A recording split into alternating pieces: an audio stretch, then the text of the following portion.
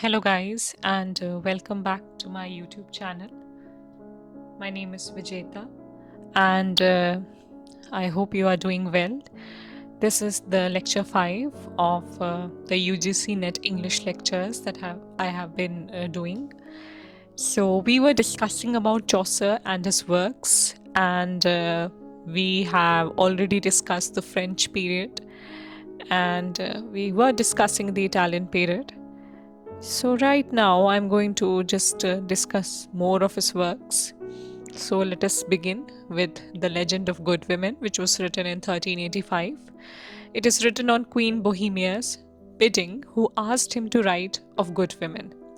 Much of this poem is devoted to the first use of the heroic couplet by Chaucer to retell in lyrical form the tragic love stories of Cleopatra, Thisbe, Dido, Hypsipyle, I suppose, Medea, Lucrece, Ariadne, Philomela, Phyllis, and Hypermnestra.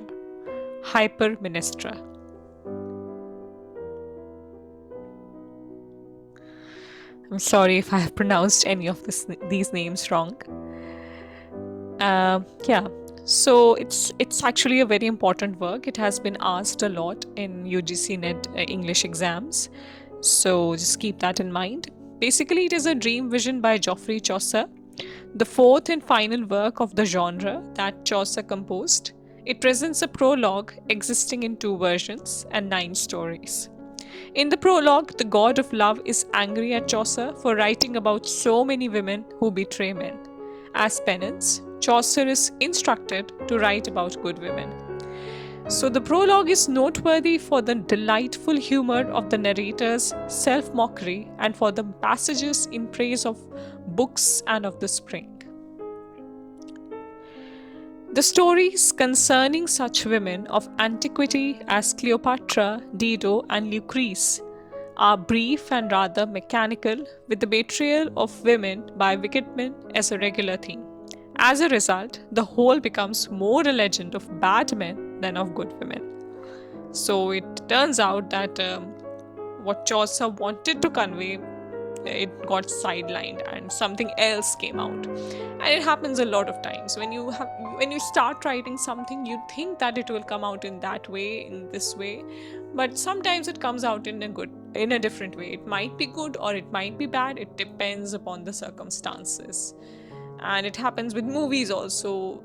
The director has a vision and he works on it, but somehow the movie doesn't go according to his or her vision, which may be liked or may not be liked by the audience, which is why we see a lot of cinematic fails, also a lot of financially expensive movies fail very badly at the box office, because the director had a vision and he started with making that vision into a reality, but somehow or the other it did not come out the way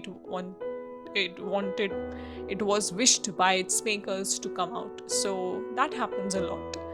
So similar thing happened here.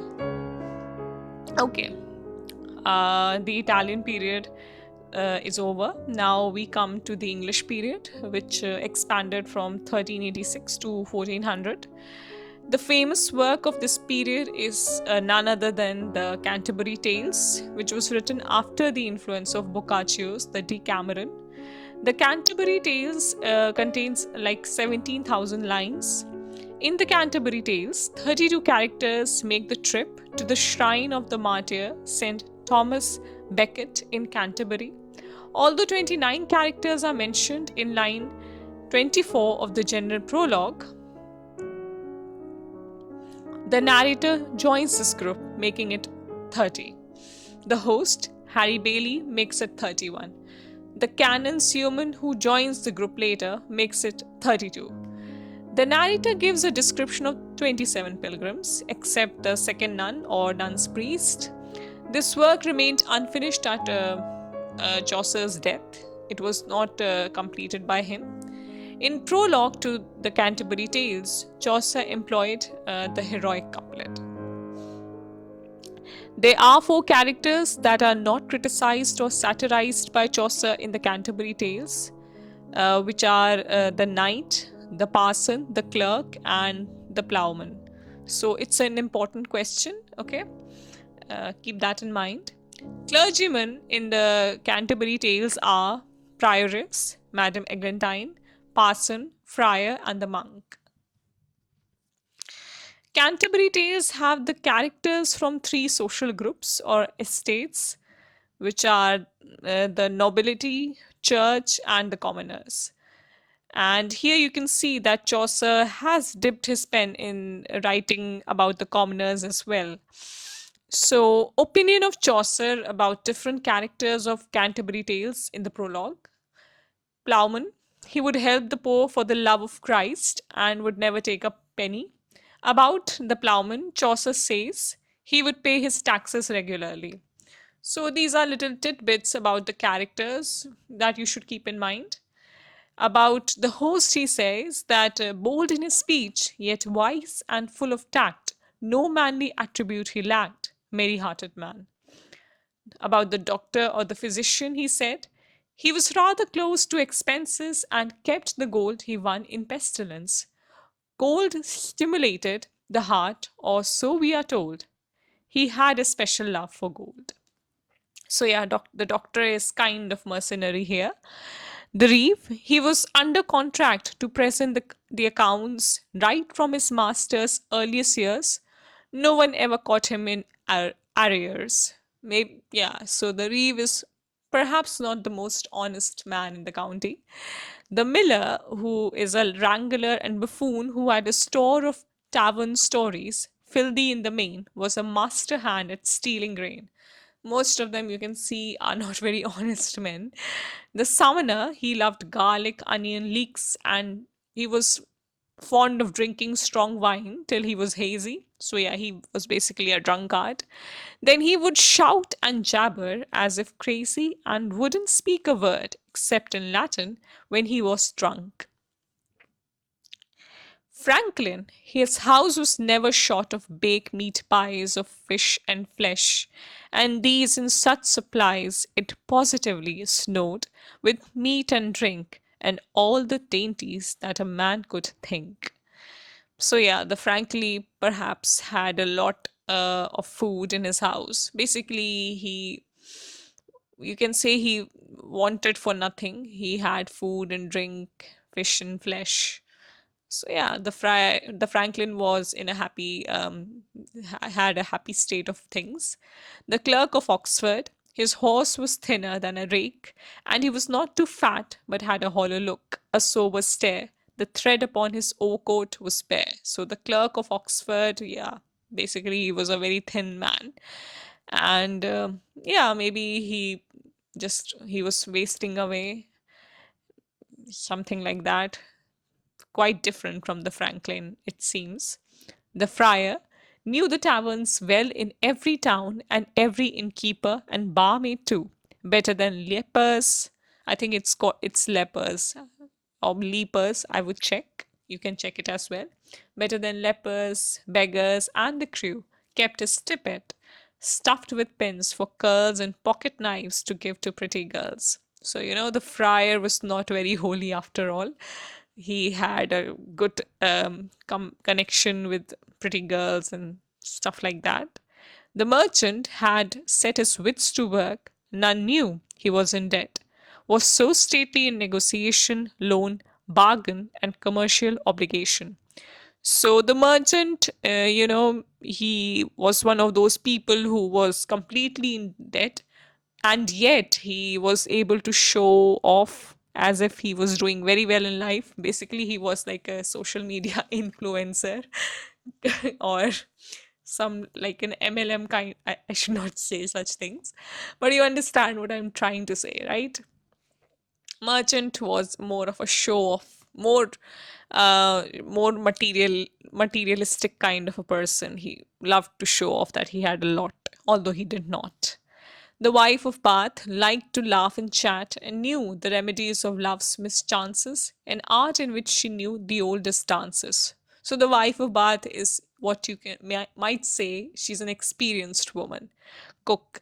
He had an ulcer on his knee, for as for Blackmarsh, he made it with the best. So, yeah, the cook was good in his art, it seems. So, these were the little tidbits provided in the prologue. Now, if we talk about the characters of the Canterbury Tales in detail, we can say that the knight, he is not what we can say tidbits, but yeah, some information. Now, the characters of the Canterbury Tales: the knight, who is a courtly medieval fighting man who has served king and religion all over the known world, modest in dress and speech, though the highest rank in though the highest in rank of the pilgrims to Canterbury, he rides with only his son and a human in attendance. Wife of Bath liked to laugh and chat and knew the remedies of love's mischances, an art with which she knew the oldest dances. I think I have repeated this slide. Anyways, moving on, the squire. He is the knight's son, a young man of 20 years. He has fought in several battles. Like his father, he is full of knightly courtesy, but he also enjoys a good time. The human, he is the knight's attendant, a forester who takes excellent care of his gear. He wears a Saint Christopher medal on his breast. He does not tell any stories. He's like, yeah, I'm good, man. He's like that. The prioress. The prioress is Madame Eglantine, who travels with another nun and three priests as her attendants to the shrine of St. Thomas Becket at Canterbury. A woman of conscience and sympathy, she wears a curious brooch on which appears the ambiguous statement, which is written in Latin. It says, "Love conquers all," which is quite uncharacteristic because she is like a prioress, and she's wearing a brooch which says love conquers all. Maybe she's trying to say it in a platonic sense that, spiritual love conquers all. It might be that. The second nun, she accompanies the prioress. The nun's priest, his name is John. The monk, he's a fat hedonist who prefers to be out of his cloister.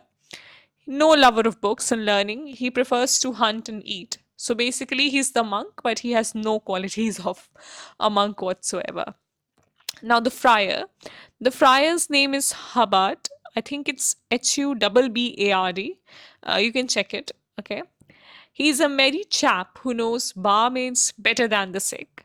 Having the reputation of being the best beggar in his house, he appears to be a venal, worldly man.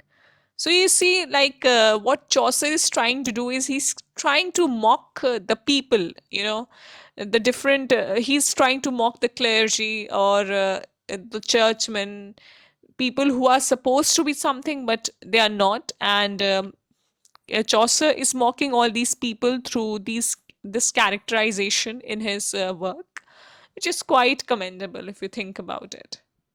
Satire and mockery. Chaucer is like the OG, the earliest poets to bring all these problems, the malfunction of society into light through literature. So you see how these things have passed on. Even today, we have writers and poets who do the same job. Nowadays, people have other mediums as well, like movies and commentary, YouTube videos, documentary, video essays. So, all of these things have their origins somehow to Chaucer, if you think about it. Anyways, moving on. The merchant. The merchant is a tight lipped man of business. Unhappily married, he tells a story of the evils of marriage between old men and young women. The Clerk of Oxford. The Clerk of Oxford is a serious young scholar who heeds philosophy and prefers books to worldly pleasures. I think that is why he's so thin and all that. He's like, basically, he is like a monk, he is like a hermit. So you see how misplaced these characters and their characteristics are.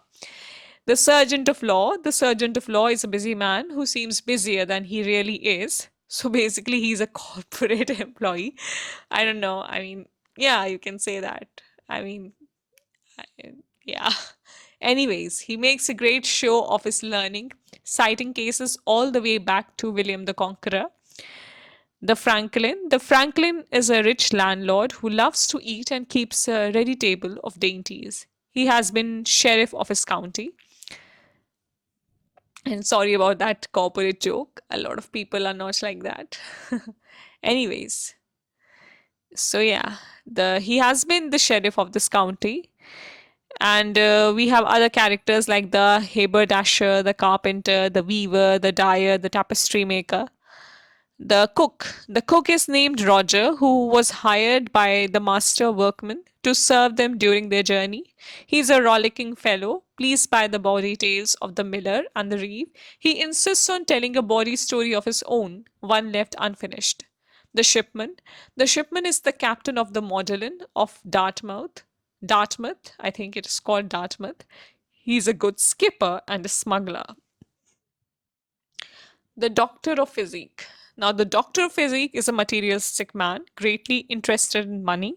He knows all great medical authorities as well as his astrology, though he seldom reads the Bible. Now, the wife of Bath, if you wish to know more about her, she is named Alice, and she's a cloth maker and 5 times a widow. So basically she has been married 5 times.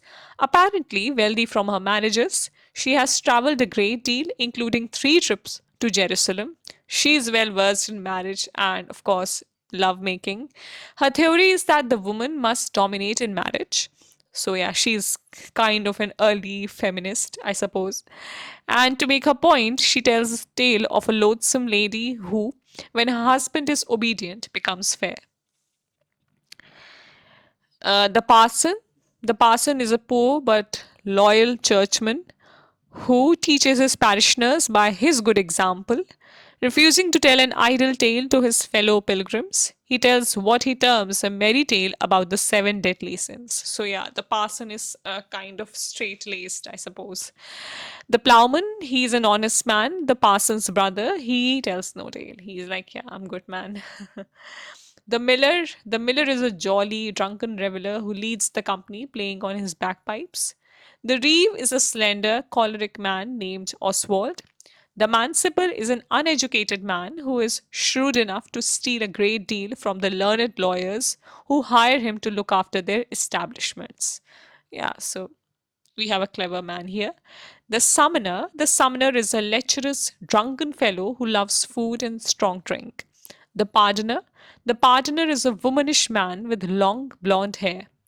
Harry Bailey. Harry Bailey is the host at the Tabard Inn in Southwark. I think Tabard has 2 B's. Can check it. And this is a very important question. Who is the host at the Tabard Inn? And even the name of the inn. He organizes the storytelling among the pilgrims, with the winner to have a meal at his fellow's cost upon the company's return. I think, yeah. He is a natural leader, as his words and actions show. Um, so I think what I will do is that I will stop here, and we will start with Geoffrey Chaucer, him as a character in the Canterbury Tales. And thank you all whoever listened to this lecture. Thank you for your patience, for your listening. I hope this helps you for your exams. And if you have any suggestions, criticisms, the comment box is open for you. And I'm welcome to all of that. You are welcome to all of that. And if you liked my video, please give it a thumbs up, subscribe to my channel, and all the best for your exams. I will meet you all in the next video. Thank you.